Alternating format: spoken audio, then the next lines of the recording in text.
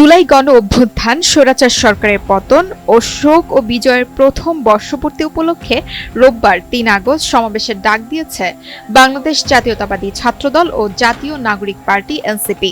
এদিন জাতীয় শহীদ মিনারে জুলাই ঘোষণাপত্র ও সনদের দাবিতে জনসমাবেশ আয়োজন করছে এনসিপি এবং রাজধানীর শাহবাগে ছাত্র সমাবেশের ডাক দিয়েছে ছাত্রদল। এই সমাবেশকে ঘিরে রাজধানীতে যান চলাচলে বেশ কিছু নির্দেশনা দিয়েছেন ঢাকা মেট্রোপলিটন পুলিশ ডিএমপি।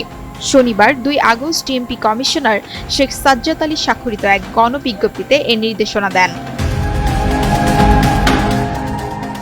নির্দেশনায় বলা হয়, রোববার সপ্তাহের প্রথম কর্মদিবসে এই দুই সমাবেশকে ঘিরে শাহবাগ ও শহীদ মিনার এলাকায় যান চলাচল সীমিত থাকবে। বিকল্প পথ হিসেবে Hare Road, Minto Road, Khilkhet, Palashi ও বাংলা মোটর ব্যবহার করতে অনুরোধ করেছে ঢাকা মেট্রোপলিটন পুলিশ ডিএমপি।